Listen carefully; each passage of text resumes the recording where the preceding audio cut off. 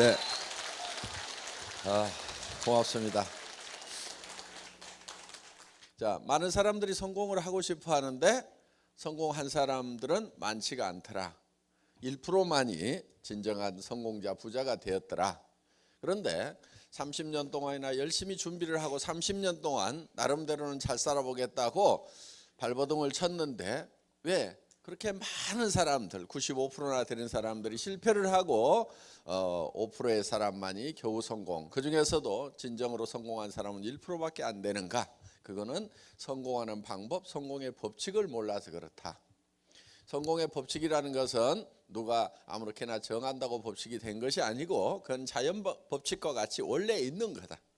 그건 마치 농장의 법칙과 같은 거고 정북형의 원리와 같이 이미 정해져 있는 길이다. 그 길을 가게 되면은 성공자 위치에 가게 되는 거고 그 길을 가지 않으면은 결국 실패자가 될 수밖에 없다. 농사를 지을 때 농부가 맨 먼저 하는 것이 무엇인가 봤더니 무엇을 얼마만큼 거둘 것인가를 먼저 머릿속에 집어넣더라. 그래서 애터미의 사원은 생각을 경영한다. 내 머릿속에 내가 어떤 삶을 살고 싶은지를 생각해내고 그 목표를 정해서 내가 결국은 3년 후에 5년 후에 또 내가 인생을 마칠 때는 어떤 삶이 되어 있을 거다 하는 것을 머릿속에 한 편의 영화로 집어넣는 거다. 그래서 우리는 이 목표라는 것을 가지게 되는데 마치 이것은 농부가 머릿속에 내가 무엇을 얼마만큼 거둘 것인가를 생각을 해내는 거다.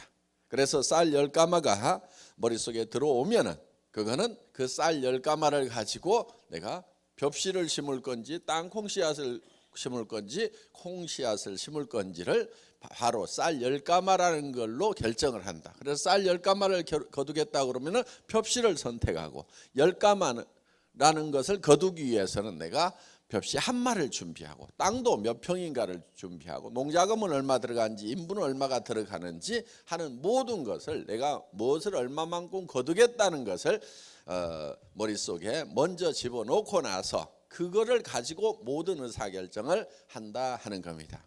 이것이 일반 회사의 경영이라든가 국가 경영에는 아주 광범위하게 아주 일반화돼서 지금 잘 시행이 되고 있습니다. 그러니까 정부에서도 연말이 되면은 예산이라는 걸 통과를 시킵니다. 내년도에 살림살이를 어떻게 하겠다. 그다음에 중기계획, 장기계획을 세웁니다.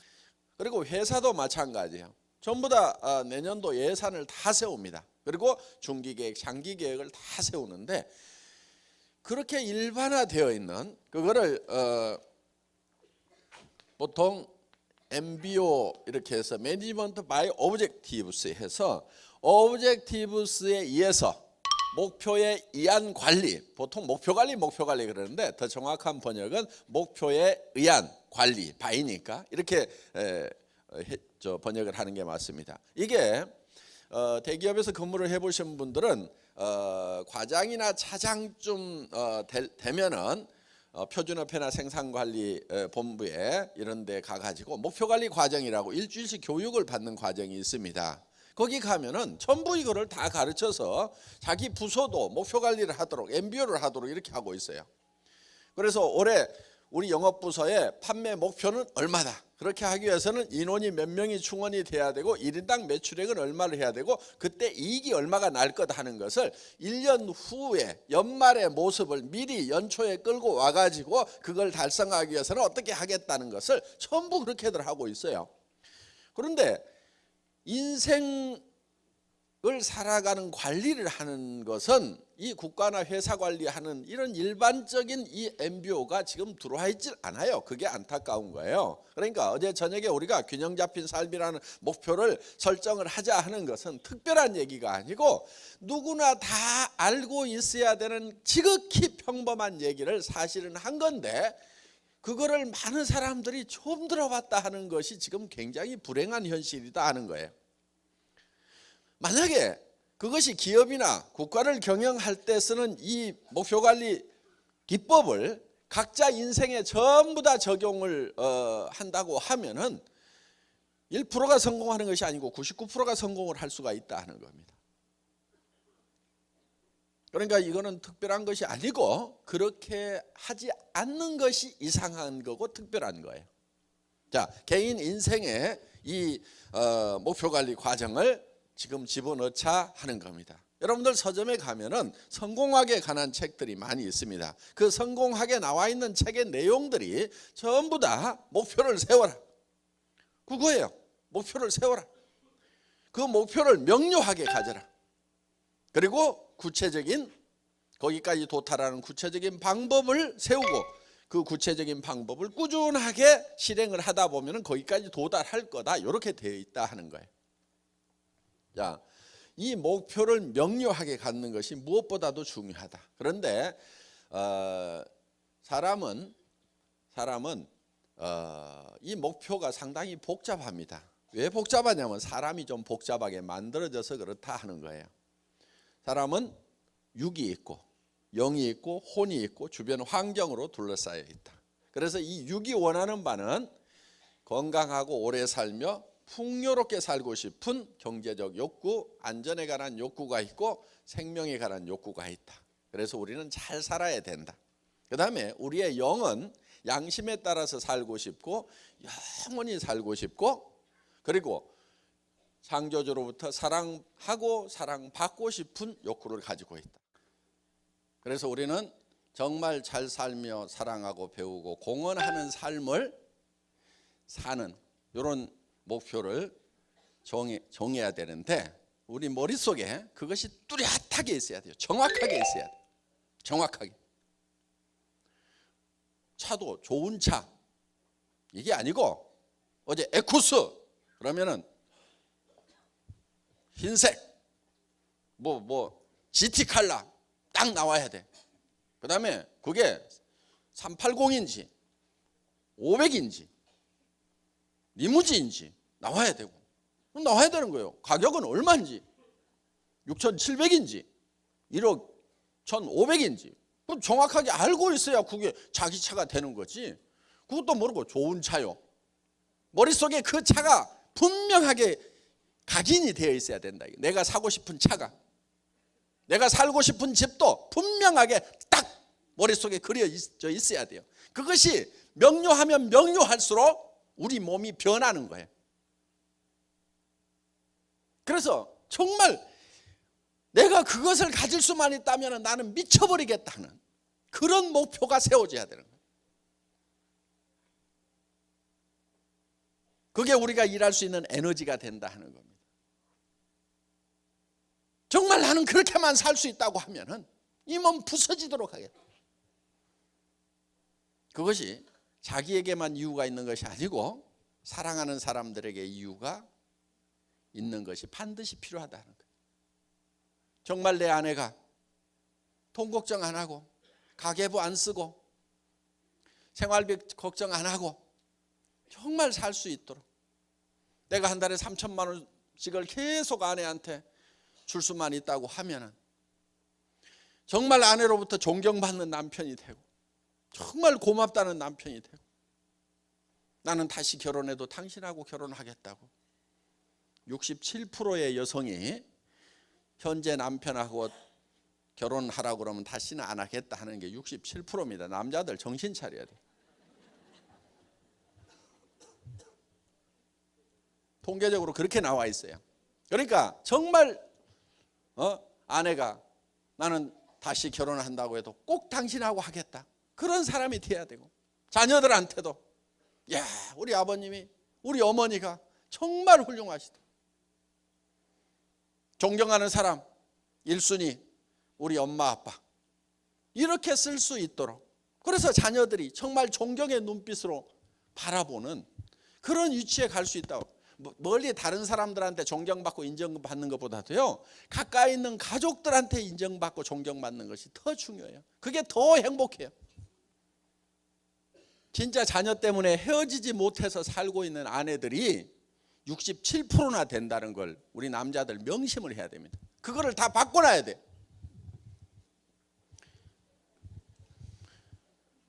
여성들도 다시 이 아내를 얻겠냐고 해서 얻겠다는 사람은 40%대밖에 안 된다는 거 여성들도 기억하셔야 돼요. 남자들도 다 만족하고 있는 게 아니에요. 다시 결혼하라고 하면은 6명은 이 아내를 선택을 하는데 4명은 아니요. 지금 집 밖에 있는 거예요. 지금 마음속에서는 집 밖의 여자야 지금. 그러니까 정말 사랑받는 아내가 되고 인정받는 아내가 되고, 남편들이 정말 나는 당신을 만난 것이 내 인생에 있어서는 가장 큰 축복이다. 우리 와이프는 그렇게 얘기를 해.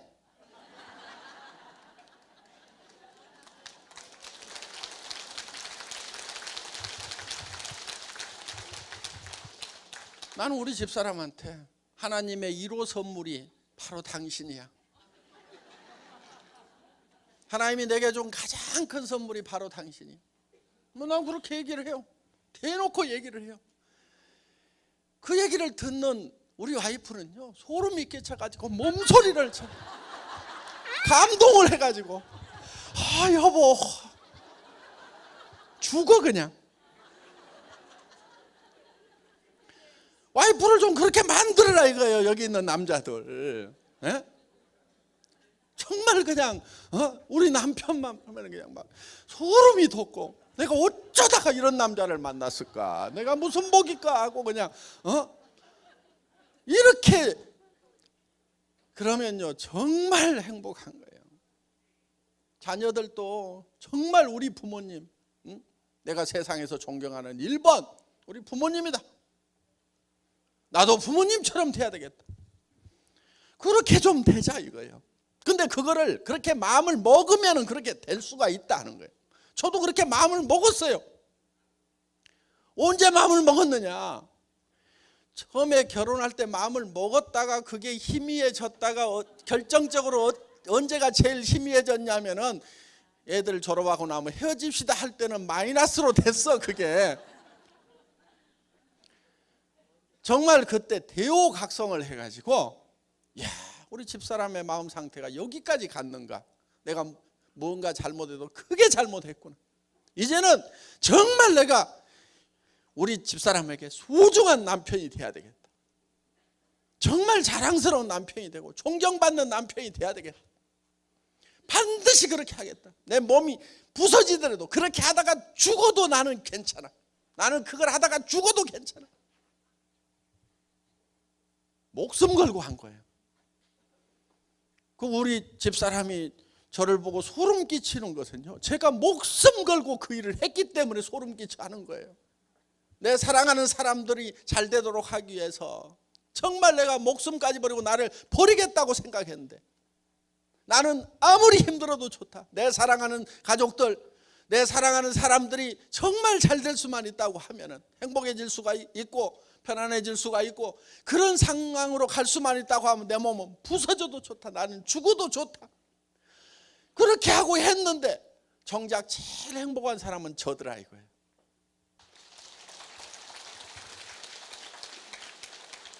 우리는 물론 그런 것을, 좋은 집, 좋은 차, 정말 가족들의 노후 대책을 위한 현금, 이런 것들이 보이는 걸로 우리가 계획을 하지만은 실제로 가지고만 있으면 뭐예요? 좋은 집이 있는데 혼자 있으면 뭐 할 거예요? 썰썰하고 썰렁할 거예요. 그렇죠? 그 안에 내가 사랑하는 사람들과 같이 살아갈 수 있다는 것 때문에 그 집이 필요하고 그 집이 좋은 거예요. 내가 좋은 차가 있는데 아무도 봐주는 사람이 없으면 그거 되게 신경질 나요 그거.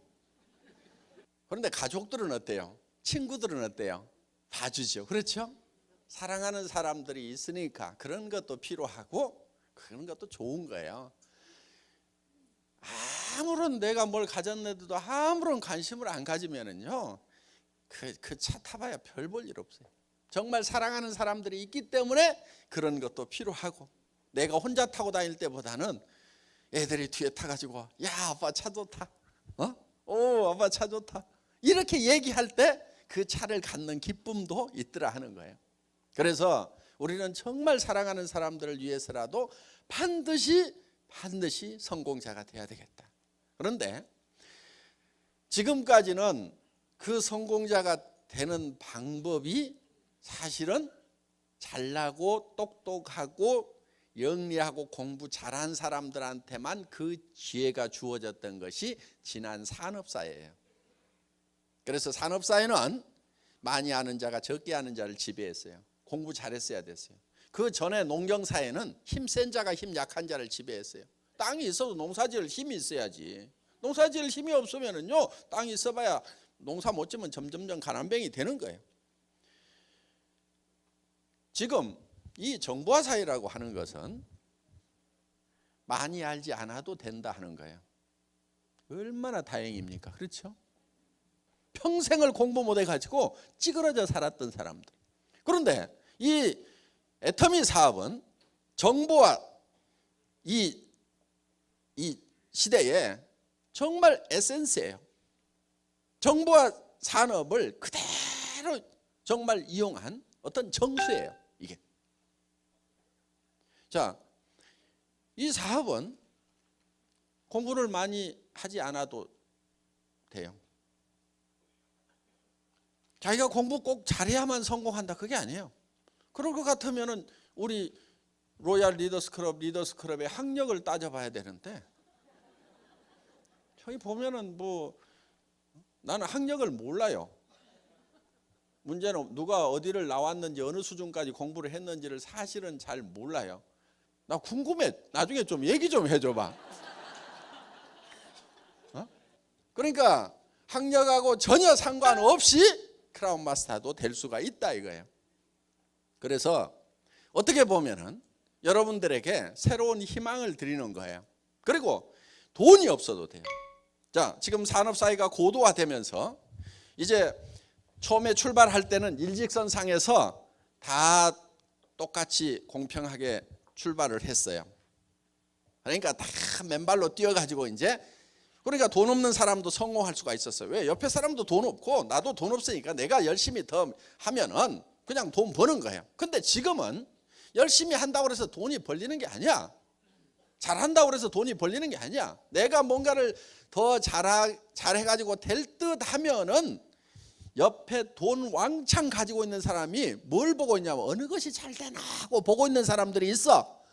그래서 그 옆에 가가지고 더 크게 더 깨끗하게 그냥 차려. 그러면서 나는 그냥 예를 들면 식당을 하는데 돈은 안 버려도 되고 아는 사람들 놀러 오라고 그냥 친구들 그냥 미팅 장소로 나는 식당 한다. 이렇게 취미 생활로 하는 사람하고 빚내 가지고 악착같이 벌어먹겠다고 하는 사람은 게임 자체가 안 돼버리는 거예요. 출발선이 다른 거예요 지금. 그래서 지금 이제 이 불평등 사회가 됐다. 그런데 그것이 점점 심화돼 가지고 전에는 80대 20의 법칙에 의해서 20%가 80%를 가지고 있고 80%가는 20%를 가지고 살아간다고 그랬는데 그게 점점 심화되니까 이제 1대 99로 나뉘는 거예요. 아직까지 그렇게는 안 됐지만 이제 1%가 99%를 갖게 되고 99%는 이제 1%를 갖게 되는 그런 방향으로 계속 가고 있는 거예요 지금.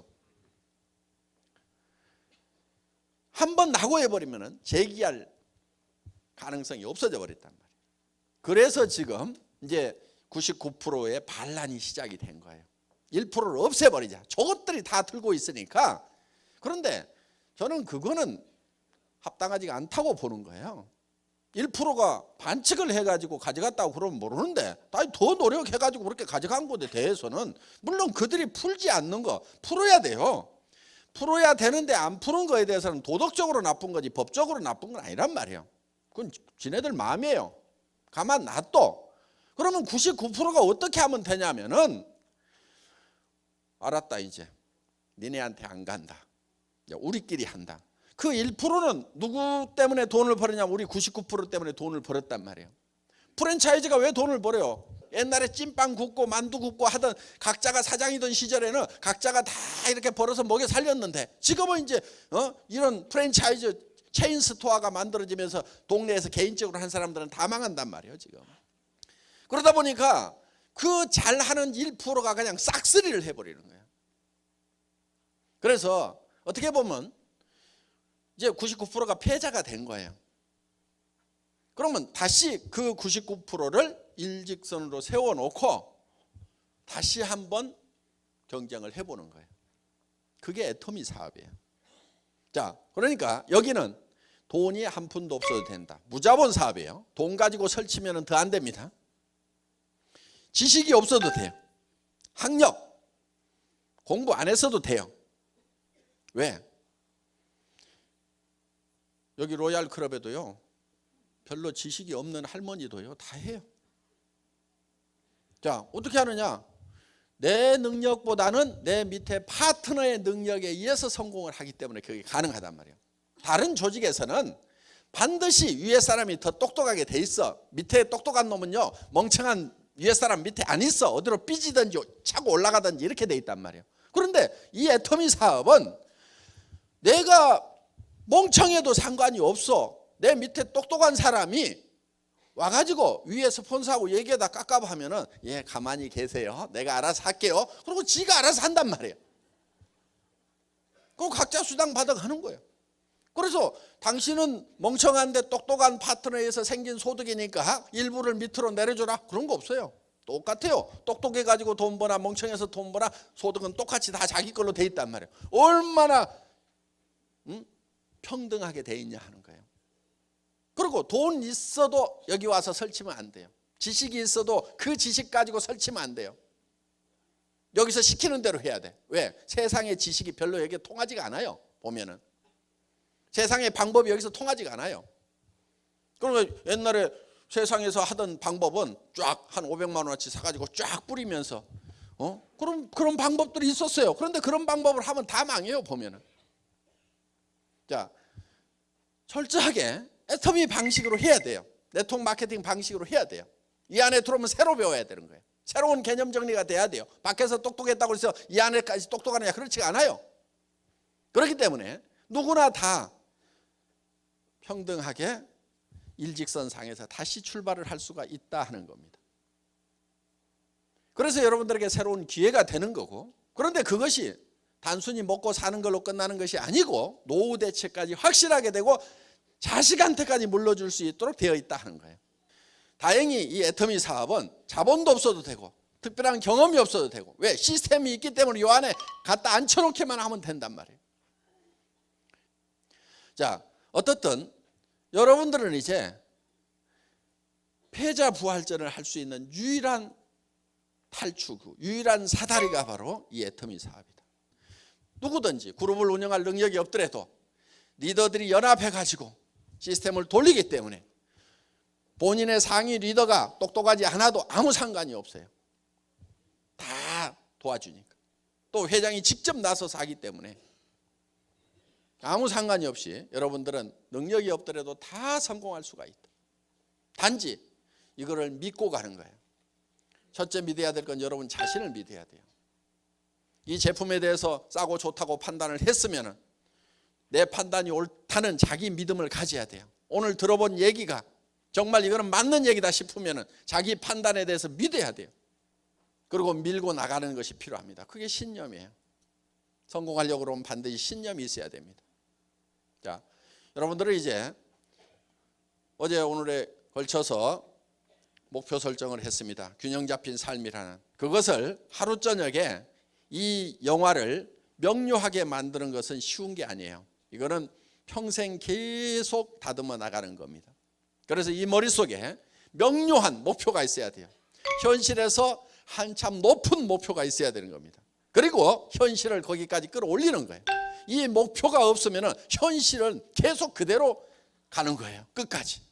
그래서 현실보다 더 높은 목표, 자기가 홀라당 반할 만한 목표, 정말 내가 목숨을 바칠 만한 그런 목표를 여러분들이 설정을 하시고 거기에 죽도록 하다 보면 죽지 않습니다. 안 죽고 성공자로서 정말 사랑하는 가족들과 함께 행복한 삶을 살 수가 있습니다. 모두 성공자가 되시기를 바라면서 강의 마치겠습니다. 수고하셨습니다.